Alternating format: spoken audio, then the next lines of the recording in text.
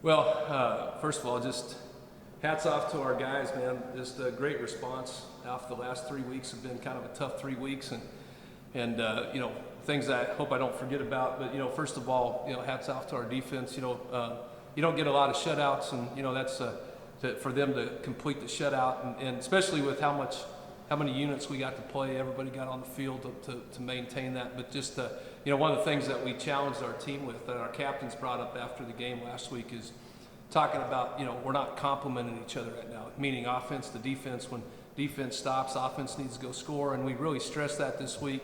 Really focused on talking a lot about that. Our great teams that we've had here at Lindenwood have always had that compliment. If nobody gets discouraged with each other, and I just felt like that was 4 quarters, and that's the first time we've played 4 quarters this season, meaning just 4 consistent, solid quarters. And I haven't even seen the stats yet, but I bet you break out each quarter the consistency of our offense and defense. So I'm just really proud of these guys. It started with practice.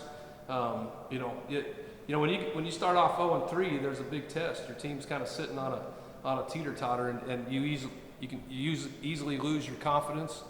And we needed a great win like that today, and how they responded, and they came together. We started off with a great week of practice. So really proud of them, and all 3 phases of our team executed well.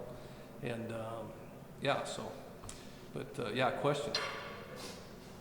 When your special teams start you off with a score, you're talking about all phases, that's got to be super important. Yeah, it's huge, and I credit Coach Baldwin, our special teams coordinator. He saw it on the first punt, saw that the way they were protecting the middle. If we attack the middle and bring the shield down, he called it. He actually challenged our guys to get a scoop and score block punt, and so he kind of called it. He reminded me of that on the sideline, that he called that early in the week. And so, because we always talk about, momentum shifts off of special teams is such a big deal. And we've got block punts this year. We got the block punt in the end zone to kind of get that momentum rolling. And then again, for our defense to answer right away to get another stop, and we can get our offense back on and start punching some of these in the end zone. I think that's been what's been hard offensively, just getting that confidence. I felt like they just, special teams is huge, and they win and lose ball games a lot, and I think that really got the momentum started, no doubt. I apologize, Coach, this is already been asked too, but that moment when guys hoisted Robert Gianni over the air and scored a touchdown after everything that he's been through, I can't imagine the emotion of the sideline. It was special, Greg. I mean, it's with what you just said, because if you come watch a practice, that kid, you never see him not finish a run. I've never seen him take a play off in practice. He's probably one of our most highly respected players, just from a practice guy. And so when great things happen like that, the guys just, you can't help but celebrate that. And, because he's come off of 2 bad injuries that sometimes a lot of people wouldn't come back from. And he's still not 100%. You can start to see him starting to get going. But, man, it was a great moment for him. Well deserved, yeah. Staying on the running backs, you lose Steve Hall early on in the game, and Cortez Jones comes in and not only kind of fills in, but excels. It's a a handful of big runs and rush touchdowns. How do you view that with how he stepped up? Well, right now it's kind of a coin toss in our running back room. All 4 of those guys, even Jared's coming off of an injury from last year, so he's finally been almost full. We had to go with him a lot today, and he's finally. We could probably start any of those guys, and that's the nice thing. And Steve could have come back in the game, but with the depth we have at running back, it just, he got a shot too. He got hurt in the ribs last week, and it just kind of re-injured that. Everything was negative from an X-ray standpoint, but he could have come back. But man, you don't tackle Tez with one arm, and they tried to do that a couple times a day. You'll separate your shoulder, and you won't get him down. He's a load. Coach, there wasn't much that did go wrong, but can you cite a couple things you saw at Missouri State that you really wanted to work on, that you came through and saw the great improvement in this game? Well, and a lot of eyes were on our quarterback last week at Missouri State, and we really challenged our wide receiver room. Our wide receivers did not play last week the way they need to play to be in the spots where our quarterback could get the ball to them, and you could see today. When they're running their routes where they're supposed to be, and we had consistent play. And some of that was young. We had some young receivers that haven't played much that, aren't reading the defense of where they're supposed to be. And and that's what we challenged our offense this week, because we felt like the run game's been good. But the one thing that held us back last week is how many missed opportunities we had against Missouri State by just not being where we're supposed to be. And we really put a challenge on the wide receiver room, and starting with Jeff and, stepping up. He needs to be even more of a leader in that room, and I think he responded a little bit better this week. Because he, as you see, he's a playmaker, man. When you throw the ball to number one, something good's going to happen. You mentioned your QB. How big of a game like this for Lance? I mean, there were a couple times where he made some big plays from colliding with the ground. He was able to get the ball out just in the time, leading some big scores, big plays in the game. What'd you learn from him? Well, Nate's one of these guys. He was so hard on himself coming, and he didn't pass the blame on the receiver. He was really hard on himself last week, and because he said, I spent more time, double time, preparing against this defense, because their defense is very active. They're a three-man front a lot of times, where they're slanting and moving, and a lot of stuff's moving. And he, like he said last week, I got to do better in my progressions. And he's the first guy that kind of falls on the sword with that, and going through his progressions with the receivers where they're supposed to be just made a huge difference in our offense today. Because we've got the running game, but we've got to. That's one area that we got, and we got to keep building on that. And I think we made a huge step forward, because we needed confidence. We needed a win. We needed a big win like that to see our. I told our guys just a second ago. I said, that team. By the score, people might thought, well, that was just an easy game. They're not very good. Northern Iowa is, I think, 17th in the country. They were driving at the end of the game to tie that game 2 weeks ago. They only beat them 17-10, and Northern Iowa is a top-ranked team.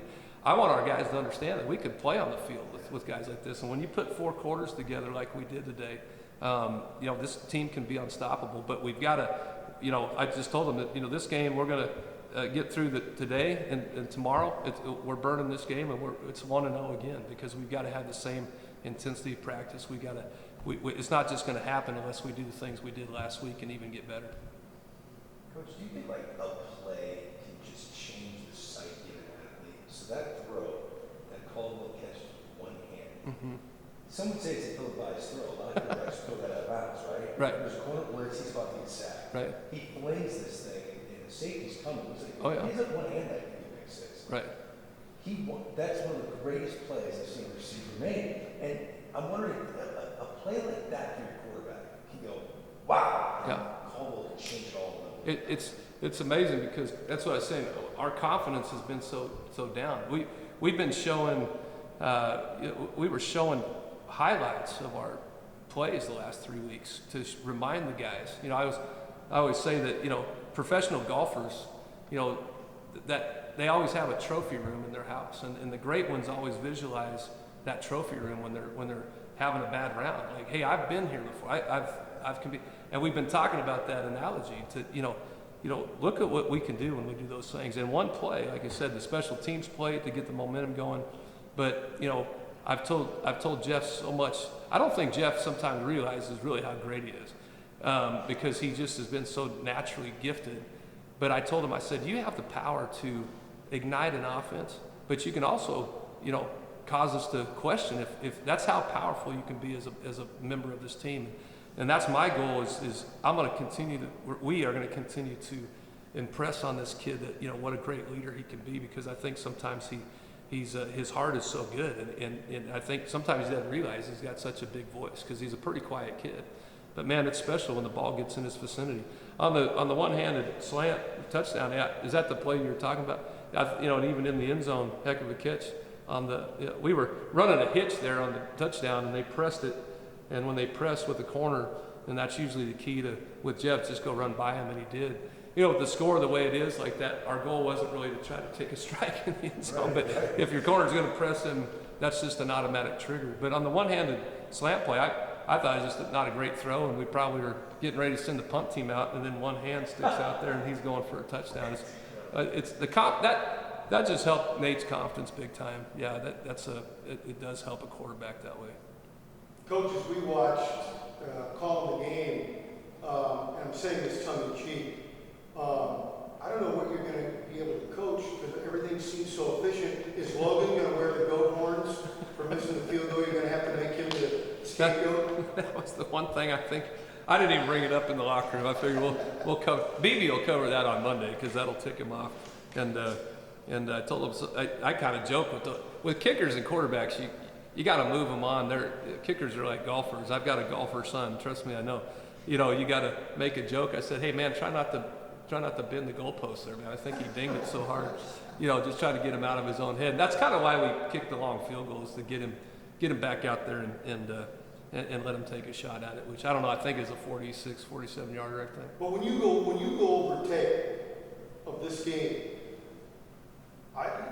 don't you expect to see the efficiency you've been seeking for the first 3 weeks? Yeah, and I think it all comes back to, and that's what we'll be able to show, and I think the kids will see it.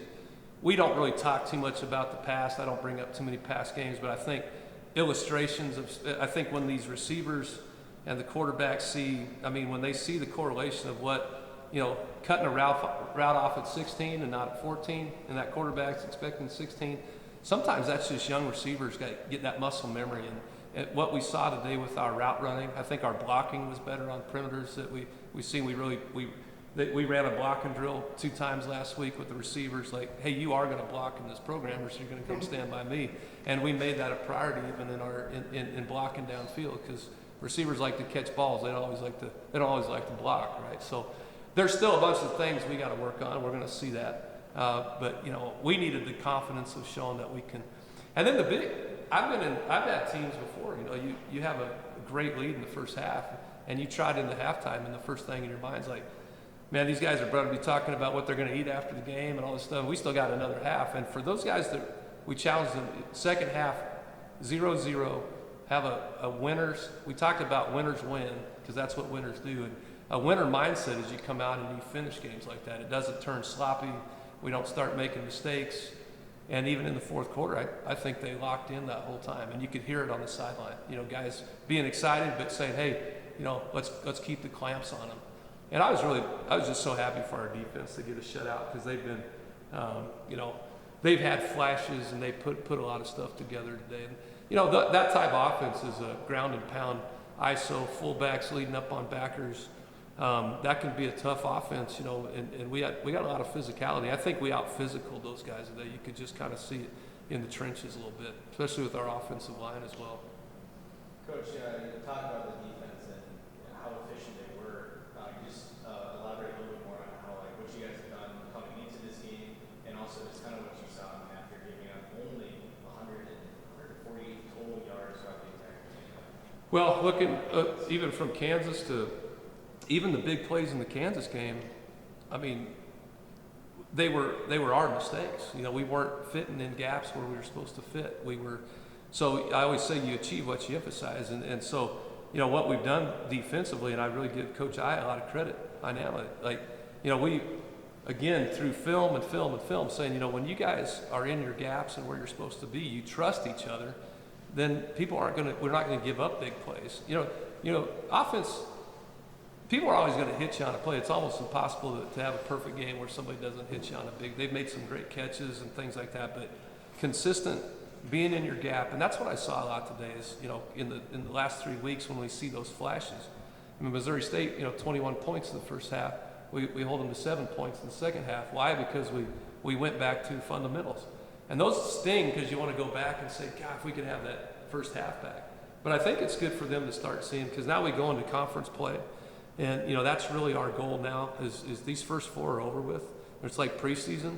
We want to see where we are in this conference. I think this gave us a lot of confidence going. But, we're going into a really good Eastern Illinois football team. They're much, much better than 2 years ago when we beat them.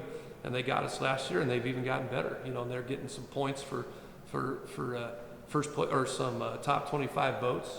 I don't know how they did today, and it doesn't matter. But this is a great opportunity, and having this kind of momentum going into next week, and it's all going to come down to our practice next week.